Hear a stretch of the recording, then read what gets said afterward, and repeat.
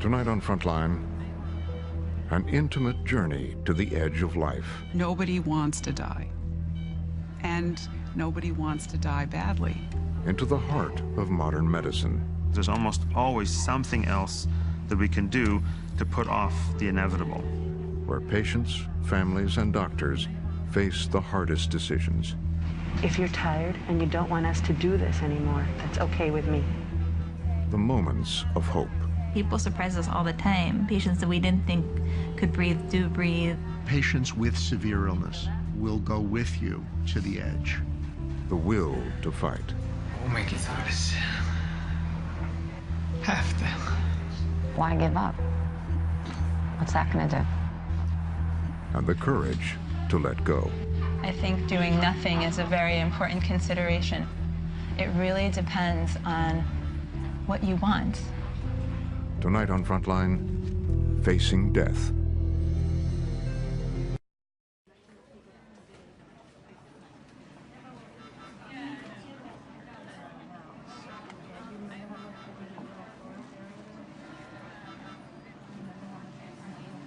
In the intensive care unit at Mount Sinai Hospital in New York City, a family gathers.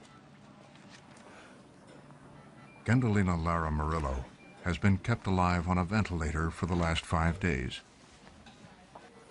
She's not doing well. She's dying.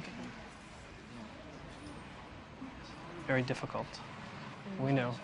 With every major organ failing from end-stage liver disease, her family is now faced with taking her off life support. We have a decision to make. One of the decisions is whether we should take the tube from the mouth and take it out. Does he have thoughts about that? Say yes. Okay. So let me prepare you for what may happen. The ICU is at the apex of life and death.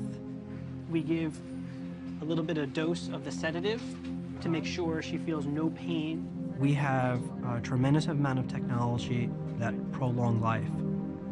But ultimately, we can't overcome the patient's illness in most cases. They have cancer. They have kidney disease. They have end-stage liver disease. They have these diseases that are life-shortening. After we remove the tube, now if you look at the history of critical care, the idea of an intensive care unit was for you to come there with a life-threatening illness and respond to the treatment and get better. Unfortunately, what's happened is that Americans are now coming to ICUs to die.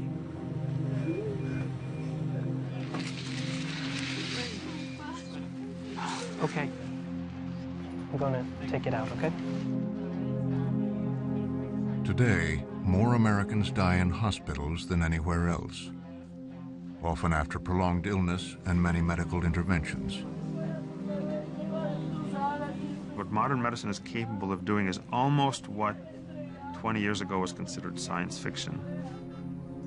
Essentially, you can support pretty much every body system for years because you can keep their lungs breathing and keep their heart beating, keep their blood pressure up and keep their blood flowing. That suspended animation state goes on forever.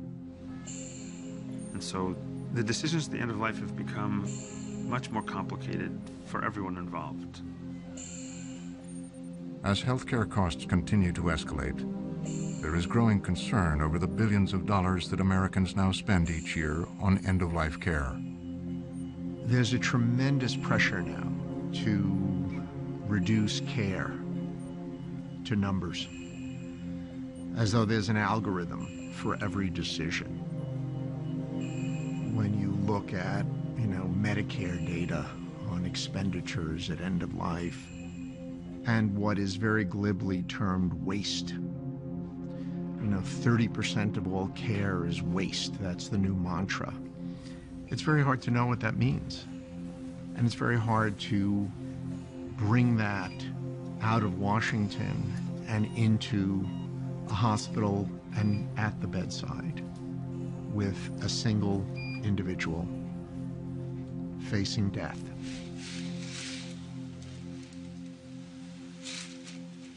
Hi. Can you squeeze my hand? There you go. I'm going to put your head down. Robert Bernardini is 47 years old. He had a massive stroke 2 years ago and has been living in a nursing home. His cost of care is covered by Medicaid. He was here 2 months ago, here, also with pneumonia. He got better. They sent him back to the nursing home and came back in Tuesday. And since then, he's been on the machine. When Robert came into the hospital with pneumonia, he had a cardiac arrest and was resuscitated. He has now been on a ventilator in the intensive care unit for over a week. The first 2 days, he was listening to me because I would tell him, Bobby, if you hear me, touch my hands, and he would. But now, I don't know what it is that it's not happening like that anymore. Nearly 95% of our patients cannot communicate because of either their underlying illness or because of the heavy sedation we're providing. So what happens is that most of the care and interventions are discussed with the healthcare decision maker, who may be a family member or a healthcare proxy. In a perfect world, the patient designates a healthcare proxy and has a discussion about what their preferences would be at the end of life. But many of the patients who end up in the intensive care unit, those discussions have never happened with the critical care doctors. And this causes a tremendous amount of burden for everybody because they now have to make life or death decisions for somebody else. So we know that he had his underlying problems, right? So he has his emphysema, and we know he's had a stroke, and his underlying HIV as well. From the standpoint of his brain, it's unclear whether he's had long-term damage from the cardiac arrest, but it does appear that he's waking up. The bigger problem, I think, right now is his lungs. If we're unable to safely get him off the artificial respirator, remove the tube safely, then the next step is what we call a tracheotomy. What is this? Right, right. But there is a tremendous amount of pain and suffering that can go along with that as well. It will certainly prolong his life. The question is, will it improve it?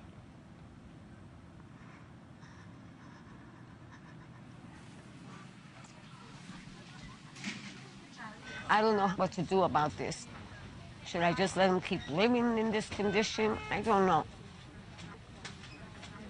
I don't want him to suffer anymore. I mean, I'm suffering, and I know he is also. I can't handle this no more. But I just hope that I make the right choice. I don't know. I don't know. I really don't know.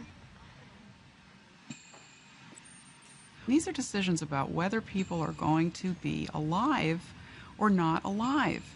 And if they are alive, if they're going to be living with dependence on life supports or not, or in a quality of life that may or may not be acceptable to them.